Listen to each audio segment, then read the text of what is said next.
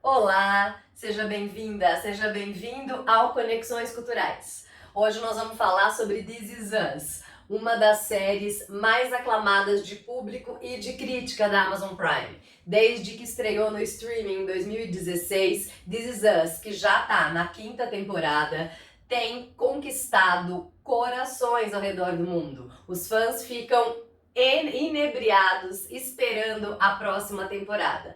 Por que será que This Is Us é a queridinha da Amazon Prime? Pois é, minha gente, quem é que aqui não adora uma história de família, acompanhar a trajetória de família com seus conflitos, com seus amores, com as suas dificuldades e as superações? Pois é justamente sobre essa perspectiva de histórias de família que This Is Us nos conta. A gente vai acompanhar a vida de Jack e de Rebecca Pearson, que se conhecem no final da década de 70, mais ou menos em 75, 76, se apaixonam e acabam por formar a família Pearson.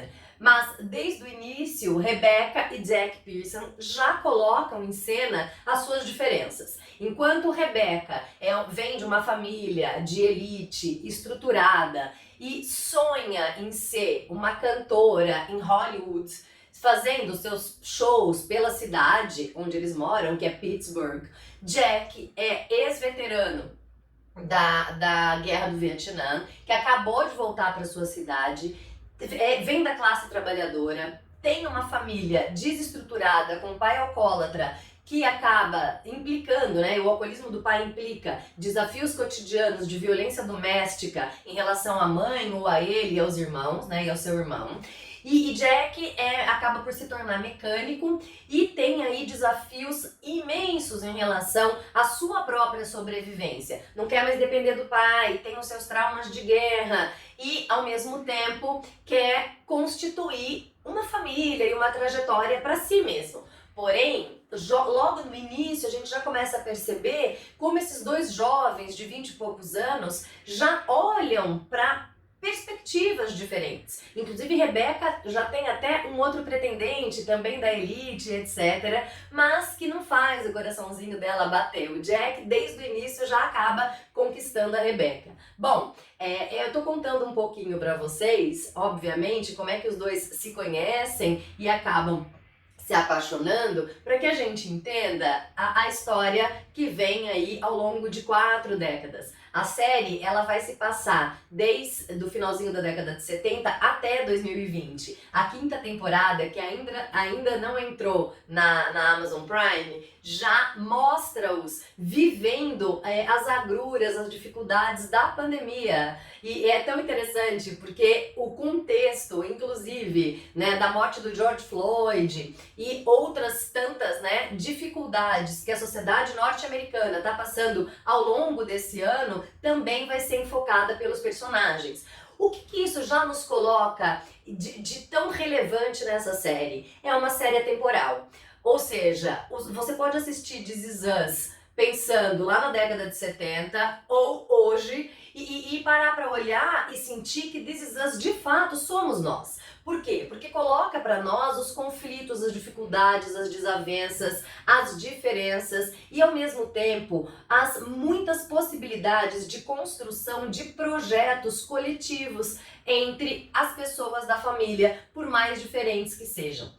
O Jack e a Rebecca vão engravidar de trigêmeos. E infelizmente um deles acaba morrendo no parto. O Kyle sobrevive, o Kevin e a Kate. Por outro lado, o Randall, que vai ser o outro trigêmeo, acabou de ser deixado pelo pai, né, no bombeiro. E esse bombeiro ele vai acabar entregando essa criança na maternidade. Jack e Rebecca, ao conversarem com um médico e perceberem que tem a possibilidade de adotar aquele bebê negro que tinha sido deixado pelo pai, né, e que o bombeiro acaba por entregá-lo na maternidade, vendo que tem a possibilidade de adotá-lo, acabam por enfrentar enfrentar esse novo desafio e não, obviamente, não colocá-lo no lugar do bebê que se foi, mas pensar que a vida está possibilitando-os a vivenciar uma família de fato de trigêmeos. Bom, logo de cara a gente já percebe o tamanho da especificidade dessa família, que acaba por enfrentar agruras de que já tem um problema, que é a questão do racismo, né? Ou seja, como lidar com uma criança negra sendo criada por uma criança branca nos Estados Unidos, que tem essa problemática de maneira tão escancarada. Esse é um ponto. Então é a sociedade norte-americana parando para olhar aquela família tão sui generis. Por outro lado, tem o olhar dos próprios pais para o Randall, que é o bebê, né, e a criança negra que eles estão criando junto com seus filhos biológicos, e ao mesmo tempo o próprio Randall, que vai olhar para os irmãos e para os pais com os seus próprios medos, os seus próprios desejos e os seus questionamentos. Então Randall, que ao mesmo tempo acaba por ser absolutamente, infinitamente grato pelos seus pais por ter sido adotado e viver em uma família estruturada, cujo valor máximo ali é a transparência, o amor, a amizade, também tem conflitos de alta monta quando para refletir acerca da sua origem. Então, quem são seus pais, por que ele os abandonou e em que medida também ele vai parar para investigar esse passado. Ou seja, ele vive em dois mundos, que é o mundo da sua origem, que é absolutamente desconhecida, e o mundo de se constituir enquanto um indivíduo negro que vem de uma família, né, que nasceu praticamente numa família, né, que o adota branca, de classe média, e que acaba ali por também propiciar possibilidades que os garotos negros com os quais ele não convive, mas deseja ardentemente conviver, também faz com que ele vá se constituindo enquanto um indivíduo que pertença a dois mundos. E como ele próprio diz em uma das cenas, não saiba nem de fato a qual mundo ele pertence. Porque ele tem sempre ali questões que são do universo branco norte-americano, da classe média branca norte-americana, com a qual ele convive e vive o tempo todo, e ao mesmo tempo como é que a representatividade da sua própria constituição biológica e identitária, porque ele vai o tempo inteiro tentando se aproximar de amigos negros, conhecendo personagens históricos negros, professores que ele vai cruzando ao longo da sua vida negros, ou seja, em que medida também ele, à margem da família, vai o tempo inteiro também se pensando, se constituindo, recriando a sua própria experiência enquanto um homem, né, uma criança, um adolescente e depois um homem negro que também precisa lutar pela igualdade, não à toa, né? Igualdade de condições dentro do universo norte-americano. Não à toa, o Randall, lá numa das tantas, vai se candidatar a vereador de uma determinada região da cidade, porque ele não aguenta perceber em que medida os próprios vereadores negros também acabam, né, no caso, um vereador negro da cidade acaba por ter um discurso muito forte, mas na prática não está pensando naquela população. E como ele vai redefinir a sua própria trajetória de um homem altamente bem-sucedido, porque ele é tão inteligente, ele é superdotado, que ele vai ser convidado pela escola na qual ele vivia, né, estudava, para adentrar numa escola para superdotados. E que só tem a elite da elite da elite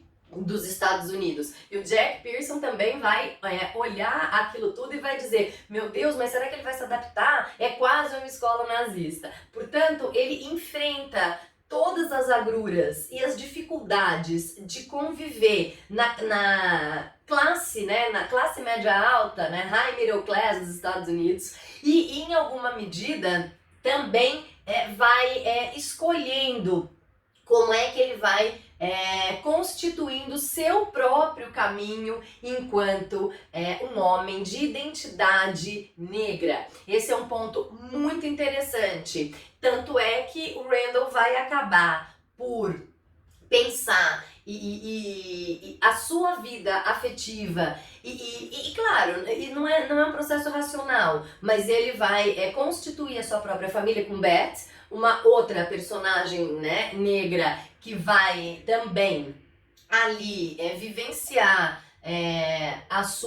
os seus desafios junto com Randall e constituindo a sua trajetória, mas ele também ali, ao mesmo tempo que ele escolhe a Beth, ele tem as suas indiciocrasias. Por quê? Porque o tempo inteiro se pensa enquanto alguém que optou por entrar numa universidade que tem majoritariamente estudantes negros, e até por isso que ele vai, né, tem muito mais facilidade de conhecer Beth, e vai ali constituindo junto com ela os desafios do seu cotidiano, que vai viver, né? Ao mesmo tempo que ele é um homem absolutamente bem sucedido, ele tem uma família que tem os seus questionamentos brancos, ele tem um irmão que é o Kevin, que vai ser um ator de Hollywood. É incrível a trajetória do Kevin. A semana que vem eu vou falar do Kevin e da Kate, que vão o tempo inteiro parando para pensar em que medida também se circunscreverem enquanto irmãos pode ser uma tarefa muitas vezes ingrata, porque eles o tempo todo disputam o pai, a mãe e o lugar, né, desses filhos na família. A Kate já tem as suas próprias questões, não entra tanto na disputa dos dois, mas o tempo inteiro eles estão se aproximando e se afastando, criando situações em que eles são obrigados a se repensar enquanto sujeitos absolutamente diferentes, que se amam, mas que ao mesmo tempo veem a vida por perspectivas muito, muito diferentes. E aí, como é que eles também vão pensar a relação com seus pais e constituindo, sobretudo, aquilo que muitas famílias acabam por olhar, né, para os seus, que é a responsabilidade e a comunhão de nós para o outro e de todos nós para com todos. Portanto, enquanto Kevin é muito mais aventureiro e está preocupado em constituir a sua carreira de ator hollywoodiano, o Randall estuda, é um CDF e está o tempo inteiro muito voltado para a própria família. Tanto é que ele vai se casar com Beth, vai ter ali 2 meninas e depois vai adotar uma terceira, mas ao mesmo tempo a família é o grande valor do Randall, enquanto Kevin nunca sabe o que ele quer da vida.